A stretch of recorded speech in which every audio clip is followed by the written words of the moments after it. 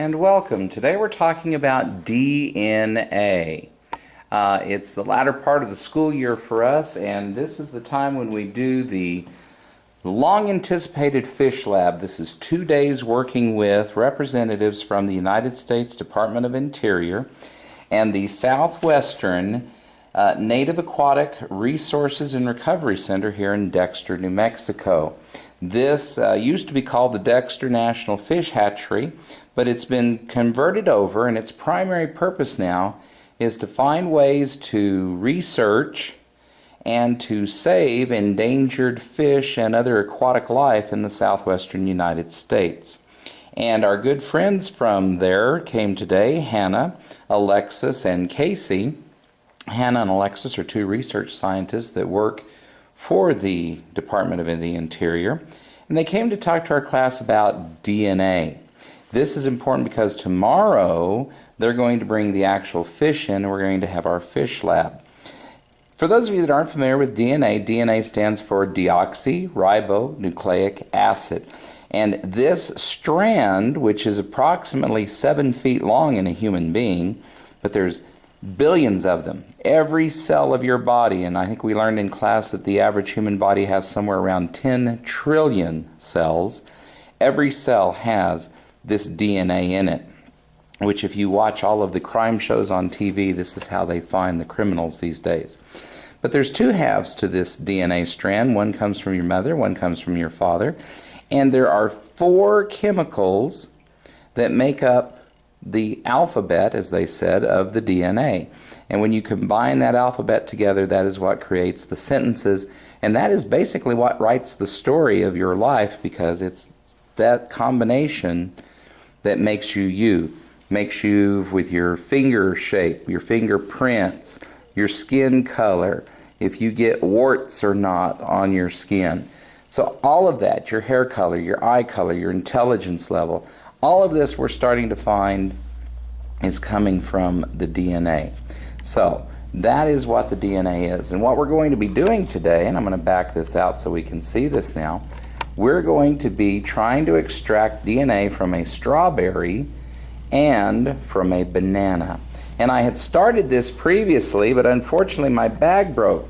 The procedure is we're going to be using an extraction solution that is really water, dish soap, and salt. And then we're also going to combine it with some rubbing alcohol, isopropyl alcohol, or isopropylene if you would like to be scientific. And we're going to use that to get the DNA strands to come out. Now, we're not going to be seeing a single DNA strand, but we're going to be seeing millions of DNA strands as they come out of the millions of cells that we're going to get. So what we do is we're going to take our strawberry and we are going to mush it up. Now, I mushed this in the other bag a minute ago and I broke the bag, so I didn't want to lose this. So I'm going to go ahead, and I think I just broke this bag. Maybe not. I think it just squirted. Okay, so we're going to mush this up. And we're going to mush this up really well. We have to do that. We're going to do this for the banana too. But I'll do this one at a time so you can see it all happen. And the kids today really got into this. We were seeing some really great karate chops going on. Some great massaging techniques being perfected in the lab. But we need to get this liquefied so that we can break the cells up and we can come in and add our extraction fluid so that we can get the DNA out. Now, what were we looking for today? Basically, it was really simple. Which one has more DNA in it, the strawberry or the banana? And that will be the question that we'll be answering at the end of this lab. Plus, it's just really cool to play with this stuff. So once we've got this mushed up, we're going to take it. We're going to open the bag, just like that. There you go. We're going to take our extraction fluid, which that one froze. Let's see if he can do this one-handed. Is he a true scientist? Can he do this? So we're going to open up this vial, and we're going to pour our extraction fluid in, just like that. This is what they had to do today in the lab. And will it fit? It does fit in the holder there. So I can put that back on. We're now going to reseal the bag. There we go. And we're going to mush this up some more and mix it. And what's happening is the dish soap, the water, and the salt are breaking down the cell structure of the strawberry. And it's allowing the contents of the cells to flow into the liquid. And what we're going to eventually get is we're going to eventually get the DNA, which is held in the nucleus of the cells, to come out. And if you're watching, teachers, if you're watching this, this is very easy to do. It's dish soap, it's water, it's iodized salt. Now, some recipes will call for a meat tenderizer, but they were using iodized salt, or just kosher salt, I guess, would even be better. Get rid of the iodine out of it. And then it's just 70% or 90% isopropyl alcohol for your, to activate it, to get it to rise out of the solution. All right, so we have this ready to go. We're going to let that set. I'm going to take my banana, and I'm going to mush the banana. Bananas mush much easier than the strawberry does. So this one will go much faster. So we're going to mush it. Put that back. Take that out. Get it ready. So we're going to mush this all up. I'm going to open up the bag. I'm going to open up my extraction fluid here. In with the extraction fluid. I want to let it drain and see if I can get most all of it out. I like to get most all of it out there. Put the lid back on. I'm going to reseal the bag. And then we're just going to mush it together here. And I'm trying to watch the camera and make sure I keep this all in the frame for you to see. But this is all there is to it. We're just going to mush it all together. Just like this. Make sure that it mixes. And now, for the next part, you will need 2 plastic cups, tongue depressor, rubber band, cheesecloth. Now, interestingly enough today, 6th graders, they did not know where cheesecloth came from. And if I understand the origins of cheesecloth correctly, this was invented when farmers needed a way to strain the milk. When you make cheese, when you get milk out of a cow and you let it set overnight, the cream, the fats that are in the milk will rise to the top. And so what the farmers needed was a way to strain those solids out so they could use those solids to make cheese or butter or whatever other product they wanted to make. So they invented this cloth, and as you can see, it's, you know, very wide threads, but it's just like having a cloth strainer. So I'm going to take the banana, and I'm going to get that where it sets a little longer. Let me take the strawberry. It's been waiting the longest. And we're going to take the strawberry. We're going to open up our solution. And what we're going to do is we're going to pour this out on top of the cheesecloth. The idea is we do not want the solids. We want the liquid part. We want where the cells have been broken down. We want the contents of those cells that have spilled out. And we want to collect them into the container below. And one of the things that we can do is we can take our tongue depressor and we can gently push on here, pushing the liquid on through the cheesecloth to where we have liquid in the bottom. We do not want these solids. The solids will just mess it up. We just want the liquid that came out of the cells. And if you want to try this at home, everything that I'm using you can find if you have it at home. If you have dishwashing detergent, it could be the cheapy Ajax or the Dawn. And so then we take this, and I'm going to go ahead and squeeze this gently and get some more of that liquid out. There we go.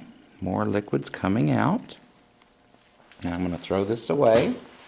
Wipe. Okay.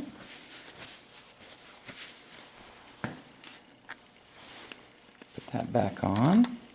Now I'm going to take my other cup. I'm going to take my other piece of cheesecloth, just like this. I'm going to put this over the top, stretch the rubber band thusly, and then I'm just going to push down the middle to make sure that it's loose in the middle so that when I put the weight on it, it's ready to take that weight. I'm then going to pour my banana mixture over. Okay, and please do not eat this unless you like eating soap. And just a word about the isopropyl alcohol that sometimes young people don't understand. It's a very concentrated form of alcohol. This is not the same kind of alcohol that mom and dad keep in the cupboard and they bring it out on Friday and Saturday night, and when they drink a little bit of it, then they get really happy. It's not the same kind. It's a much more concentrated alcohol. And it combines with the water and some of the other components of your blood. People that drink isopropyl alcohol, and some really hardcore alcoholics will do this. They get really, really desperate and they will try and distill antifreeze, or they'll just go to the store and they'll buy isopropyl alcohol and they'll drink it. One of the really disturbing side effects is that it will cause brain damage and it will cause blindness because it affects the optic nerve. So please, oh, and don't sniff it. It's not something you want to be huffing because the vapors can have harmful effects also. So please, nothing that we're doing here needs to be huffed, sniffed, tasted, or anything like that. And I'm telling you right now, please do not do that, because that's a very unsafe lab practice. Hopefully you've been taught better than that. Okay, so now I'm ready to take the rubber band off. I seem to be rolling my R's today. And I'm going to take this up and gather it up into a little ball, just like that. And we're going to squeeze some more of the liquid through so that we've got about the same amount of liquid on the bottom. It would be nice to have about equal samples to begin with. Again, we don't want the solids, so we'll put that in the trash. And so here I have, if you look at this, it appears we have about the same amount of liquid. Now, so here's where we're at. We've taken a strawberry, we've taken a banana. We have smushed them. That is a technical term, smushing. We have combined them with household detergent, water, and salt in a recipe that you can find online. We have poured that solution through cheesecloth to separate the large pieces from the liquid. Now we're ready to extract the DNA. The isopropyl alcohol should be cold. It works better when it's cold. So I'm going to open our isopropyl alcohol. The idea is that we want 2 layers on here. So I'm going to pour gently down the side of the container to create a layer. And what we're going to see in the bottom, you can already see this. Floating to the top is the DNA of the banana. That DNA has been loosened from the rest of the cell tissue and it is floating to the top. We're going to do the same thing to the strawberry. Right here. Here we go. We're going to go down the side. We're going to create a layer. We're going to try and create this layer on top. And it's coming together quite nicely. All right, now, so we've got these 2 separated. Now, if you look in here, if you look deep down into that liquid, let me find my pointer here. If you look down in here, you run that back a little bit, and yeah, I believe you can see it. you see these little strands that are forming in the liquid. That is the strawberry DNA. But yet over here you see that this is fairly a large amount of material in the bottom. This is the banana DNA. So we asked the students today who has more DNA. So if I take my stirrer stick, I can go in here. This right here, ladies and gentlemen, boys and girls of all ages, this is the strawberry DNA right there. Whoops. Let me try this again, see if I can get this to balance. This is the strawberry DNA. If I go in here, stir this around a little bit, see if I can get this to come up. But there's just so much of it in here. There's so much more of, and I'm having a difficult time grabbing a hold of it. But this is the banana DNA here in the bottom. Matter of fact, we're not even going to be able to get it onto the stick. But as you look down in there, that is the banana DNA. Here's the strawberry DNA. There's a little bit more coming out in the solution, but basically that's it. This is the strawberry DNA right there. That's it. That's all. Right there on the edge.